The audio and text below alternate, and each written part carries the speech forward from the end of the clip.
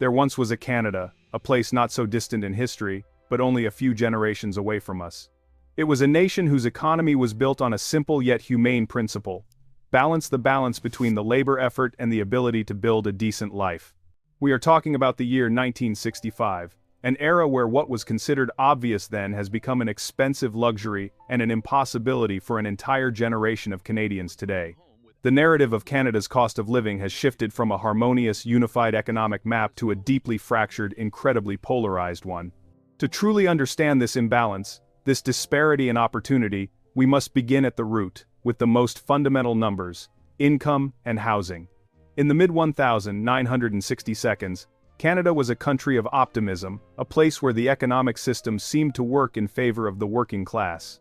The average annual income for a Canadian was in the range of $6,500 to $7,000 CAD. This figure, when viewed today, might draw a laugh, but it came with a completely different purchasing power, a purchasing power that has now been almost entirely eroded. The focal point of this balance was housing. Imagine the simplicity of buying a home. A young couple, with stable jobs, could buy a new, solid brick house in a quiet suburb close to schools and parks, for only about $15,700 CAD. This was an achievable figure. Even more astonishing was the monthly mortgage payment, including property taxes, which was a mere $125. Now place that figure next to income. If a worker earned $6,500 a year, this housing cost accounted for only about 23% of their monthly income. This golden ratio not only ensured financial stability, but also provided the foundation for families to save, invest in their children's education, or simply enjoy basic recreation without being forced into a frantic struggle for survival. This financial security was a right, not a privilege. Even renting reflected this ease. A worker earning $69 a week could pay $60 a month in rent and still live comfortably. This meant workers did not need two jobs or crushing debt just to secure a decent roof over their heads. This balance permeated every aspect of life, creating a harmonious economic picture: food and necessities. The basic cost of living was completely reasonable relative to the wages received. A week of family grocery shopping cost only about $20 CAD. A dozen eggs cost just 55 cents pocket change compared to the hourly wage at the time. A Friday night fast food treat for the whole family, a small weekly luxury, cost only $4.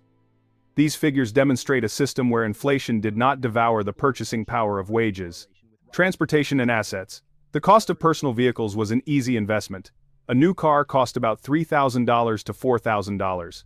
Used cars were incredibly cheap, only $500 to $1,000. Gasoline prices were very low, meaning vehicle ownership and use were not major financial burdens. Education and health. University education remained an accessible and viable investment. Students could work a summer job to earn enough money to pay for an entire year's tuition. Student debt was virtually non-existent, a concept the current generation cannot even imagine. Simultaneously, the development of the healthcare system framed health as a fundamental right, not a catastrophic cost that could destroy a family's finances. The stability of 1965 was not just in the absolute numbers, it was in the spending structure.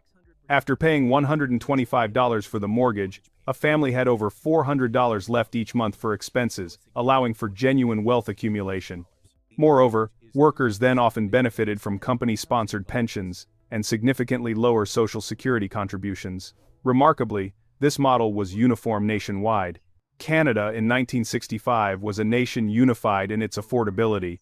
Whether you bought a house in suburban Toronto or sought a new life in booming Calgary, housing costs, despite minor variations, remained within the realm of possibility relative to local income. Even in Atlantic cities like Halifax or regions like Winnipeg, housing costs correlated, keeping the ratio between cost and income consistently balanced and reasonable. This meant the working class in every major city had an equal opportunity to join the middle class. Today, comparing this to the current average income, which has increased about 12 times since 1965, we face a bitter reality. The cost of living has increased 30 times, and housing costs have increased 50 times. This is a colossal economic fracture. The housing crisis is the clearest evidence. The current monthly mortgage payment for an average home can range from $3,000 to $6,000, accounting for 40% to 60% of a family's income, a complete reversal from the 23% figure of 1965.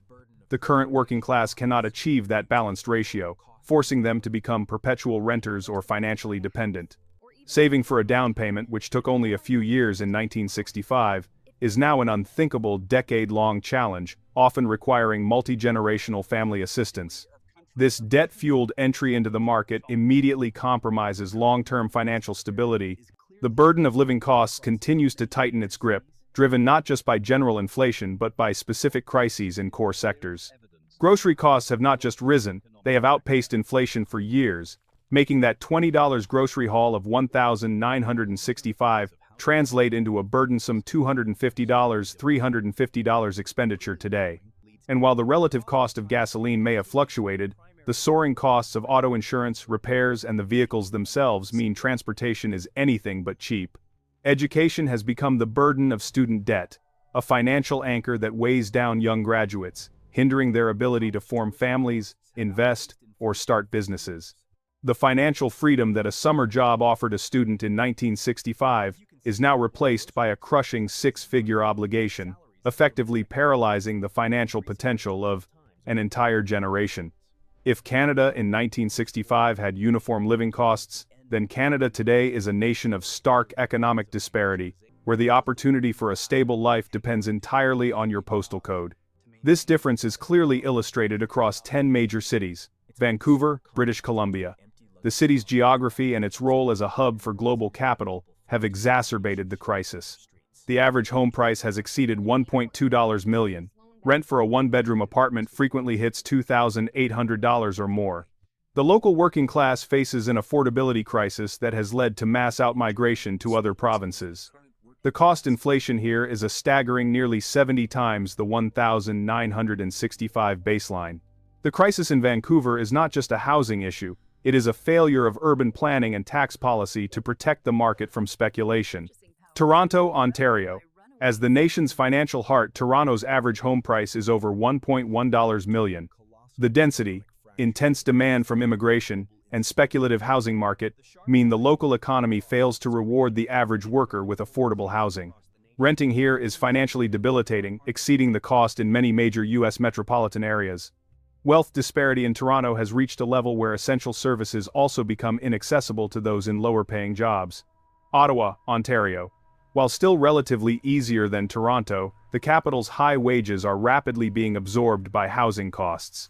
The purchasing power of a federal government salary is diminished as home prices rise, creating significant pressure on the traditional middle-class core of the city.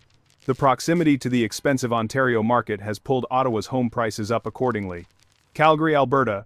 This city is experiencing record home price growth due to the massive influx of interprovincial migrants fleeing the housing markets of Toronto and Vancouver. While benefiting from no provincial sales tax, PST, the speed of appreciation means its low-cost advantage is rapidly eroding, shifting its economic identity. The sudden increase in prices threatens to turn Calgary into the next Vancouver. Edmonton, Alberta. Often serving as the most affordable major Western option, Edmonton has maintained more stable home prices than Calgary, becoming a primary refuge for those seeking reliable homeownership. The labor market in Edmonton, although affected by the oil industry, still provides a more reasonable entry point for first-time homebuyers. Montreal, Quebec. This city is often cited as the best current balance among large Canadian cities. Lower utility costs and rental prices, though rising rapidly, have preserved slightly more breathing room for the working class compared to its Ontario counterparts. Montreal demonstrates that, with certain rent controls and social housing provisions, stability can still be maintained within a major city. Winnipeg, Manitoba. Winnipeg has consistently shown the greatest stability, remaining one of the most affordable, major Canadian cities for home prices, illustrating an economy that has managed to resist the extreme speculative pressure seen elsewhere. This is a place that has maintained accessibility to traditional family housing. Quebec City, Quebec. The city's unique cultural and linguistic environment acts as a buffer against international real estate pressures, ensuring that living costs remain low and stability is maintained for local residents. Halifax, Nova Scotia. The city saw a sudden dramatic spike in home prices from the recent waves of internal migration, pushing it into a local affordability crisis and destabilizing what was once a steady, accessible market. This rapid shift is a warning to other secondary cities. Street, Johns, Newfoundland and Labrador. While boasting some of the lowest living costs among the 10 cities, the local economy presents a difficult trade-off, as employment opportunities are often more limited, forcing residents to weigh affordability against career growth. In 1965, it was not an imaginary place. It was an economic reality where the system ensured that hard work was rewarded with the ability to build a stable life. That does not mean life was without challenges, but those challenges did not include the ability to afford a roof over one's head. Today, the story is one of divergence. Wages increased 12 times, but housing costs increased 50 times. This gap is not just a difference in numbers, but a difference in opportunity. It strips away financial potential, weakens family formation, and forces workers to work longer hours, accepting 2 or 3 jobs, just to maintain the status quo. This imbalance has caused Canada's middle class to crumble, becoming a relic of history. This contrast is not just statistics. It is the difference between two worlds. When we look back at the snapshot of Canada in 1965, a $15,700 house, a $3,000 car, a $20 week of groceries, we do not just see different currency values. We see a different social contract. It was a system where young workers could look at their future and see certainty. They could build equity, save, and have enough time for family without being crushed by the burden of debt. But today, the purchasing power of the worker has been seized.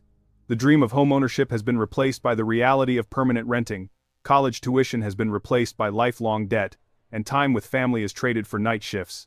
Present-day Canada is a nation of unfair trade-offs. The harmonious picture of the 60 seconds remains, shining as a clear reminder that balance once existed.